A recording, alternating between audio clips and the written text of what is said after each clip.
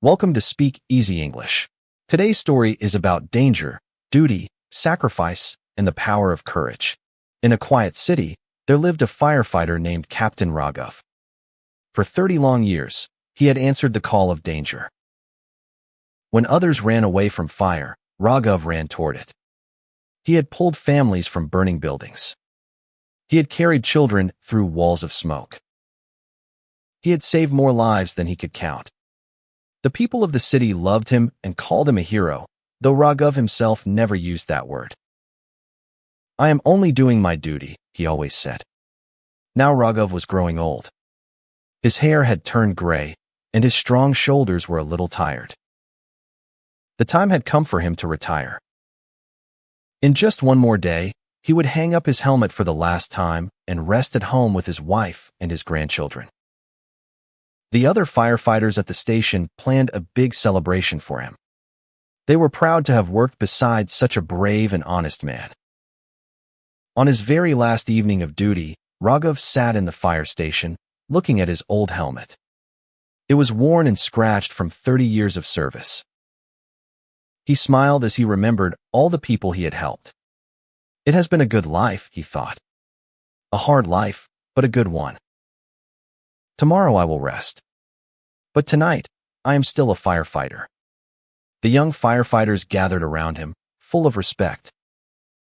"Captain," said a young man named Vijay, "you have taught us everything we know. You always say that being a firefighter is not about being fearless. What do you mean by that?" Raghav looked at the young men with kind eyes. "Listen well," he said. "Every time I have entered a burning building, I have been afraid. Fear is good. Fear keeps you careful. Fear keeps you alive. A firefighter who feels no fear is a danger to himself and to others. But a firefighter must learn to act in spite of his fear. When there is a life to be saved, your duty must be stronger than your fear. That is the whole secret. Courage is not the absence of fear. Courage is doing what is right while you are still afraid." The young men listened to every word.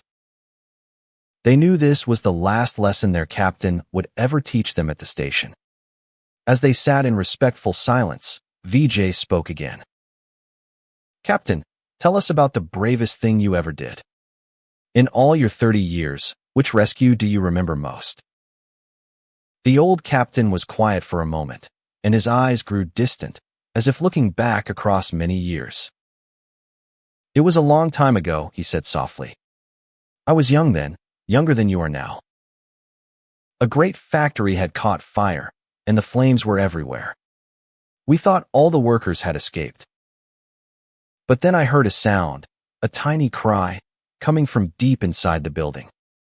Everyone told me it was too dangerous to go back in. The other men held me back. But I could not ignore that cry. So I broke free and ran into the smoke." "What did you find?" asked Vijay, leaning forward. "A young woman," said Raghav, "trapped under a fallen beam, holding her newborn baby. She could not move, and the fire was almost upon them. I lifted the beam with all my strength, pulled her free, and carried them both out just before the roof fell in. That night, I learned something I have never forgotten. The voice of someone who needs help is louder than the roar of any fire, if only you have the heart to hear it. That mother and child are alive today because, in that one moment, I chose duty over fear." The young firefighters listened, their hearts full. They understood that their captain's whole life had been built upon this one simple belief, that the safety of others must come before one's own. They could not have known, in that quiet moment, that their captain was about to live out that belief one final time, that very night. Then, suddenly, the alarm rang out. It was loud and urgent, cutting through the quiet evening. The message came quickly. A large old apartment building on the edge of the city was on fire. The flames were spreading fast, and many families lived inside.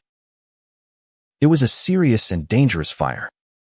The firefighters jumped into action at once. Raghav grabbed his old helmet and ran to the truck with the others. Captain, this is your last night, Vijay said. You do not have to come. We can handle this. You should rest. But Raghav shook his head firmly. I am a firefighter until the clock strikes midnight, he said. While I wear this helmet, I will do my duty. Let us go. When the truck arrived at the building, the sight was terrible. Great flames poured out of the windows. Thick black smoke rose into the night sky. Frightened families stood outside in the street, crying and calling out the names of their loved ones. The firefighters worked bravely, spraying water on the flames and helping people climb down to safety. One by one, they brought the trapped families out of the burning building. After a hard struggle, it seemed that everyone had been saved. The firefighters were tired but glad.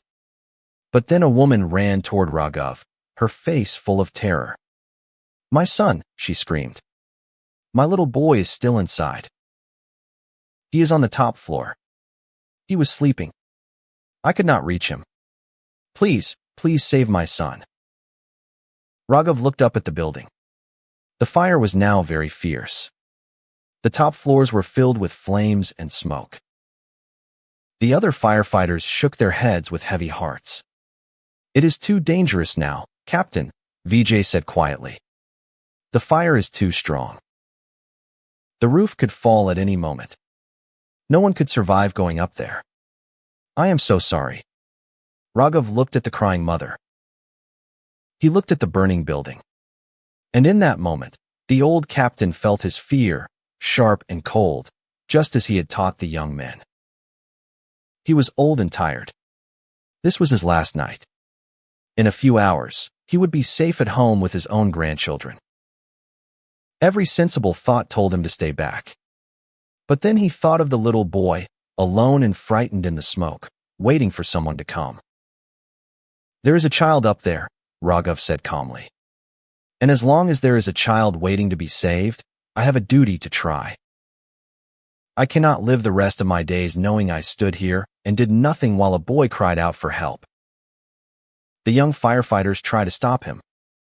Captain, please, it is too risky. But Raghav put a steady hand on Vijay's shoulder. You asked me what courage means, he said with a gentle smile. Now I will show you. Watch over the others. And do not be afraid for me. A man who has lived his whole life in service is not afraid to serve one more time. And so Captain Raghav put on his old helmet, took a deep breath, and walked into the burning building. The crowd watched in silence, holding their breath. The flames roared. The smoke poured out. The seconds passed slowly, and they felt like hours. The mother fell to her knees, praying with all her heart. Inside, Raghav climbed through the heat and the blinding smoke. The fire burned all around him.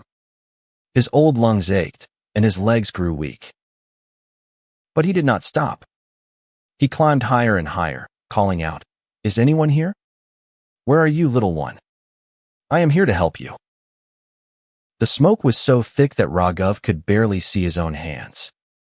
The heat pressed against him like a living thing, trying to push him back.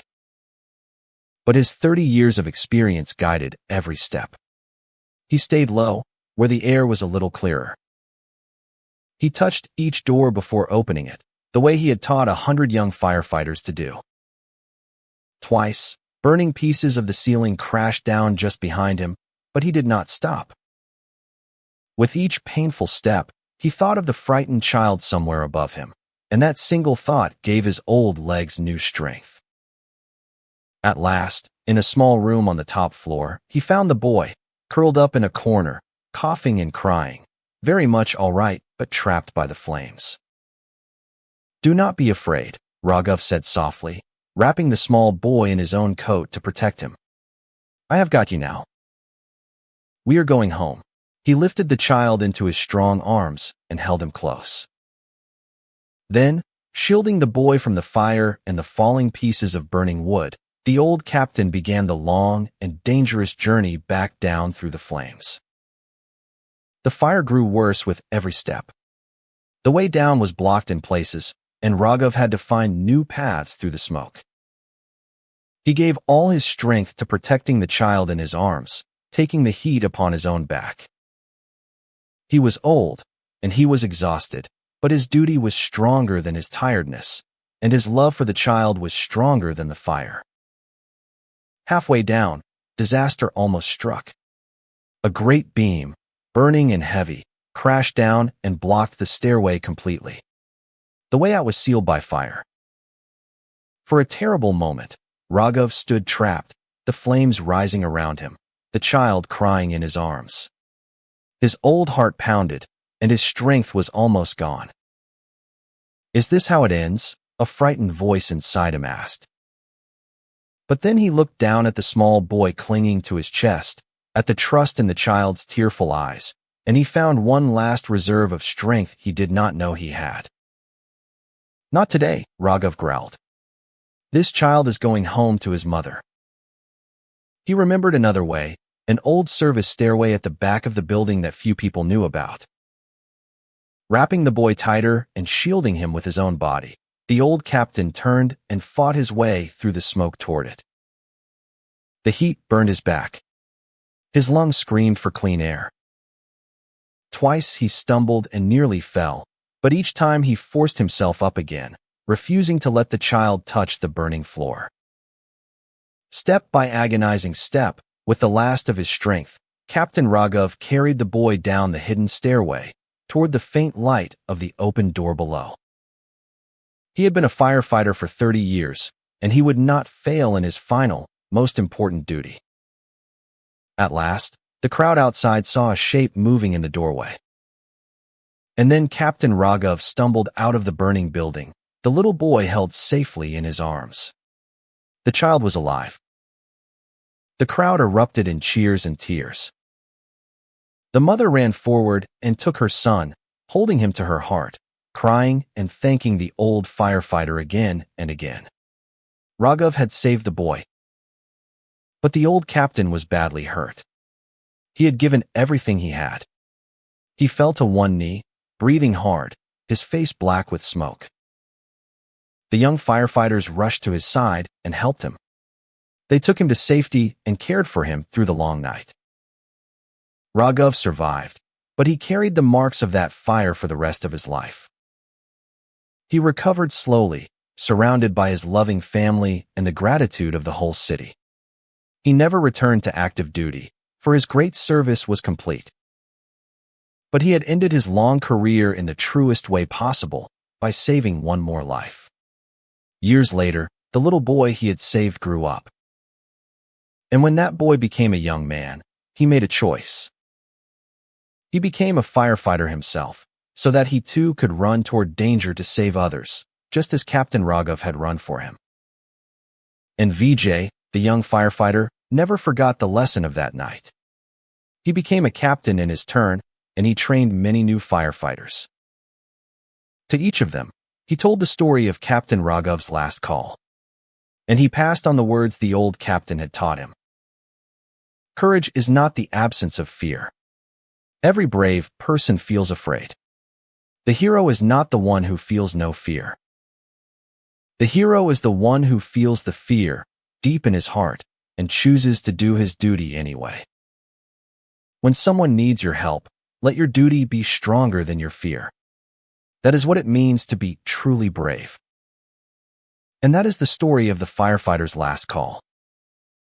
A story that reminds us that the greatest courage is the courage to put others before ourselves, and that a life given in service to others is the most heroic life of all.